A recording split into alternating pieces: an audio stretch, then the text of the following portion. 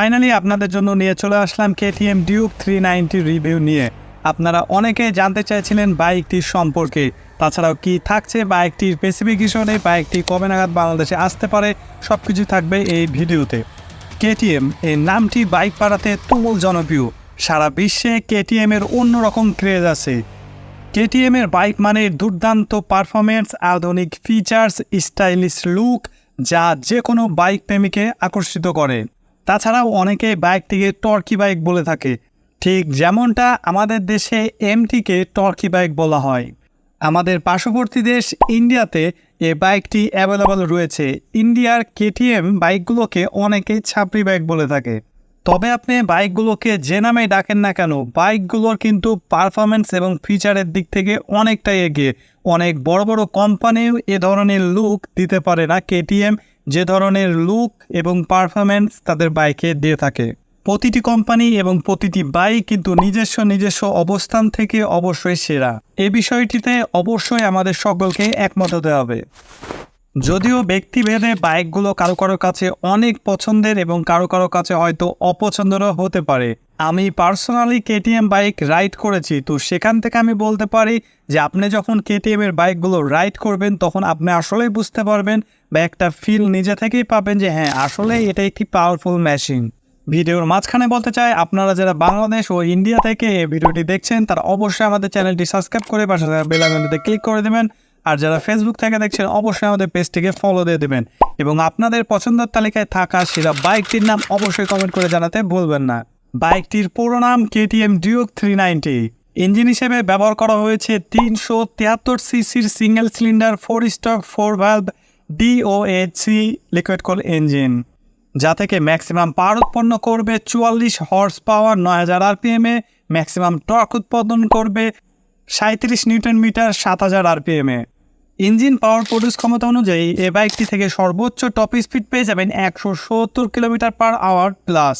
Speed কন্ট্রোলের জন্য পেয়ে যাচ্ছেন 6 গিয়ার বক্স। বাইকটির বডি লেন্থে পেয়ে যাচ্ছেন 2002 mm, সিট হাইট থাকছে 823 mm এবং বাইকটির গ্রাউন্ড ক্লিয়ারেন্স থাকছে 151 mm। তো আপনার হাইট যদি 5 ফুট 6 ইঞ্চির ওপরে হয়ে থাকে সেক্ষেত্রে আপনি এই বাইকটি আরামসে কমফোর্টলিভাবে রাইড করতে পারবেন। তাছাড়া যদি আপনার হাইটটা কিছুটা কম হয়ে থাকে তাহলে এই বাইকটি আপনার না নেওয়াই বেটার হবে। ফুয়েল ট্যাঙ্কটি থাকছে 13 লিটারের একটি বড় ফুয়েল ট্যাঙ্ক। সব মিলিয়ে বাইকটির ওজন 167 কেজি। সামনে সাসপেনশনে পেয়ে যাচ্ছেন 43 mm এর WFX আপস ডাউন সাসপেনশন এবং পেছনের রিয়ার সাসপেনশনটা পেয়ে যাচ্ছেন WPFX এর মনোসক্সেস সাসপেনশন। তাছাড়া ফ্রন্টের টায়ারে থাকছে 110/70 সেকশনের টায়ার এবং পেছনের রিয়ার টায়ারটি থাকছে 150/60 সেকশনের টিউবলেস টায়ার। ব্রেকিং সিস্টেমের সামনে পেছনের ডিস্ক পেয়ে যাচ্ছেন। সামনের ফ্রন্ট ডিস্কটি থাকছে 320 mm এবং পেছনের রিয়ার ডিস্কটি থাকছে 230 mm এর। তাছাড়াও সামনে পেছনে দুই জায়গাতে আপনারা পেয়ে যাবেন ডুয়েল চ্যানেল ABS। বাইকটি থেকে সর্বোচ্চ প্রতি লিটারে মাইলেজ পেয়ে যাবেন 25 কিলোমিটার পার লিটার। বাইকটিতে হেডল্যাম্প, টাল ল্যাম্প, টেল ল্যাম্প সবগুলোই ব্যবহার করা হয়েছে LED। ফিচার্সে পেয়ে যাচ্ছেন speedometer, odometer, tachometer, trip meter, clock, fuel indicator. তাছাড়াও সিট হাইটই থাকছে স্প্লিট সিট এবং হ্যান্ডেল টাইপে থাকছে রড হ্যান্ডেল বার। এই বাইকটি আমাদের পার্শ্ববর্তী দেশ ইন্ডিয়াতে এক শোরুম প্রাইস রাখা হয়েছে 3,11,000 রুপি। বাংলাদেশে কেটিএম এর 125 সিসি সেগমেন্টের বাইকগুলো অ্যাভেলেবল আছে, যে বাইকগুলোর দাম 4.5 লাখ টাকা থেকে শুরু করে 5.5 লাখ টাকার ভেতরে রাখা হয়েছে।